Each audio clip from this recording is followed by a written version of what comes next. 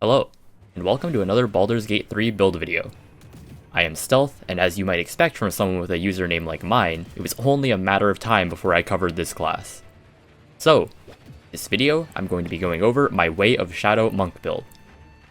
Between its infinite use and visibility and its extremely high damage output, there's pretty much no challenge this build can't complete. So, without further ado, we'll first be going over character creation and levels, and then I'll follow up with all the items you will want to acquire from throughout the game. So, on to the build. Starting with character races, for recommendations I have just the Wood Elf and Half Wood Elf for their increased movement speed.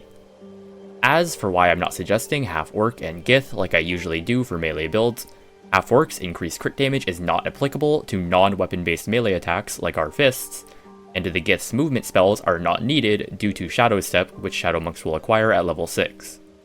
So, for our build and ability scores, they are as follows.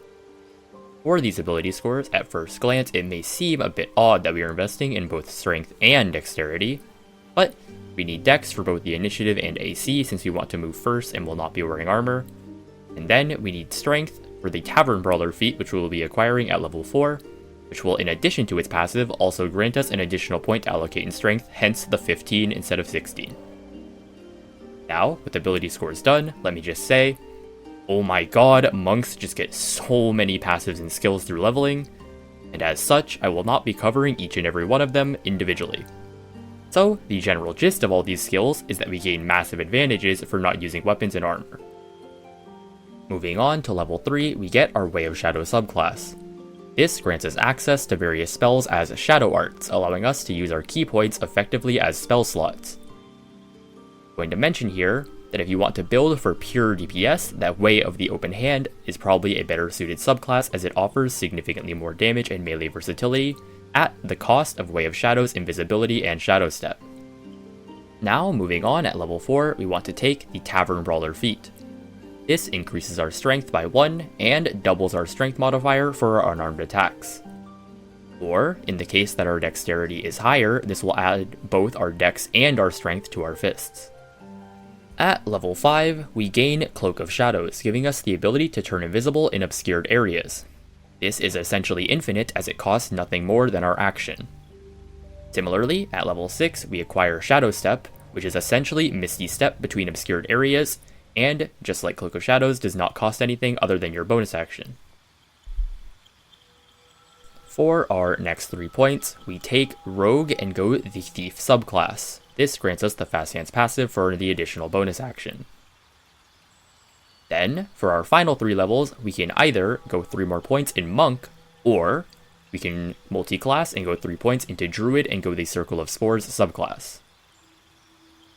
For the Monk option, this gives us the passives Evasion, which greatly reduces damage from spells that induce saving throws, Stillness of the Mind, making us immune to Fear and Charm, our Death Strike passive upgrades, increasing our unarmed damage from 1d6 to 1d8, and Advanced Unarmored Movement, making us immune to difficult terrain. Additionally, we gain an additional feat and 3 key points to make use of.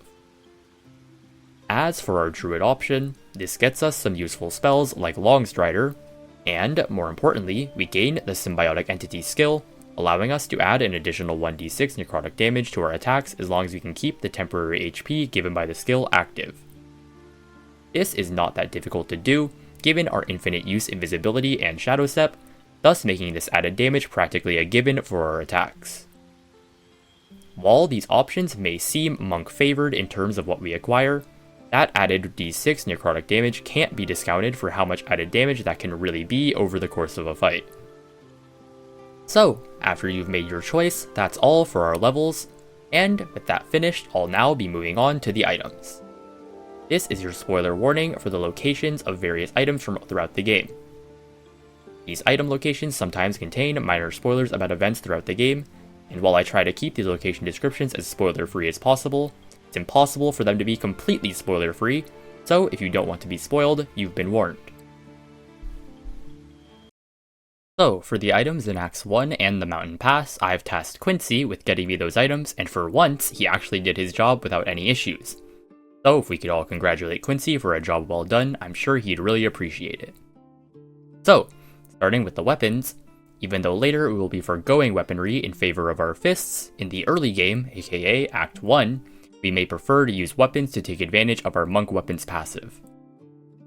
So, for the 3 weapons I recommend using, Phaler Aluve, if your race gives you longsword proficiency, is very good due to its Shriek skill. Otherwise, the stabs Morning Frost and Corellin's Grace would be our best options. You may notice that I don't have either of them on hand. This is in fact a reference to the fact that I literally could not figure out where I put them in this playthrough. Because I don't sell items usually in my game playthroughs, I actually just can't figure out where they are. So deal with my wiki PNGs.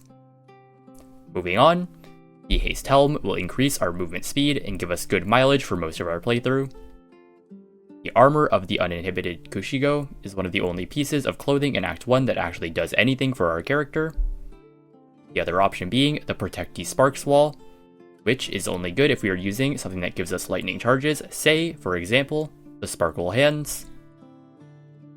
Our alternate glove options to those are the Braziers of Defense, which raise our AC since we won't be using armor. For rings, Crusher's Ring gives us a big movement speed increase. And the Ring of Protection will let us raise our AC even more. Finally, the Deathstalker Mantle is the best cloak in the game, so it's obviously very good for this build, as well as being thematic for our Shadow Monk playstyle.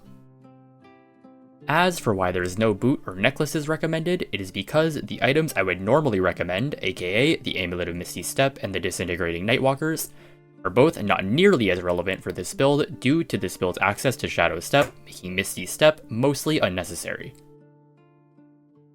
As for the Mountain Pass, there's only 3 items worth picking up there, those being the Graceful Cloth, which lets us increase our dex by 2 and is one of the best clothing options for us in the entire game. The Gloves of Cinder and Sizzle, which adds more damage to our fists. This is the point at which you may want to drop your weapon and use only your fists, but at this point it's still pretty even between weapons and fists. And finally, the Strange Conduit Ring is always a good choice for any damage dealing build. That's all for Acts 1 and the Mountain Pass. Thank you, Quincy, your job is done, you can leave now. Moving on to Act 2, seeing as we are a Shadow Monk talking about the Shadowlands, and since I made a Sekiro reference at the start, who better to show off these items than a Shadow Owlbear? I don't know where the bear comes into the analogy, but not everything can make sense. So, getting started, the Darkfire Shortbow gives us resistance to fire and ice, and the spell Haste. The Cloak of Protection gives us additional AC. For the same reason, the Evasive Shoes are also good.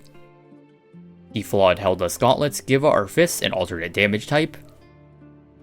The Shadow Cloaked Ring lets us increase our damage even more, since we ourselves will be sticking to obscured areas, meaning our enemies will naturally approach them as well. And finally, the Amulet of the Harpers is always a good choice to round out any build's item set. So, here are the items for Act 3. Alright, let's get these out onto a Fae. Nice! Okay, first start off with the ranged weapons. Starting out with the Dead Shot, which lets us increase our critical strike chance. Alternatively, Conjure Mail for its Celestial Haste ability is also great. For helmets, the Horns of the Berserker, although they were recently nerfed in patch 4, are still a good option. The Mask of Soul Perception is the other helm I'd recommend using. The Cloak of Displacement is never a bad choice for any build.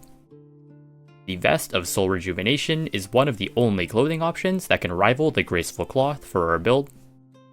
The Helldust Gloves offer an upgrade to our damage output. However, if you can get these, you'll very soon be acquiring the Gloves of Soul Catching, the best gloves in the game for monks, bar none. Finally, similar to our other 2 options, the Gauntlets of Hill Giant Strength are honestly not that bad of an option if you prefer to have flat damage instead of a dice roll. The Boots of Uninhibited Kushigo are our best boots options, increasing our damage even further. The Fey Semblance Amulet is always a decent choice on most builds. And finally, the Amulet of Greater Health increases our constitution and allows us to respec those points elsewhere. And that's all for the items. Thank you guys so much for watching. Remember to like, comment, and subscribe if you enjoyed the video. I'm going to continue to try and get these out weekly, but I can't promise that for sure since these videos are just a hobby for me. But either way, Quincy, get off those, it's dangerous over there.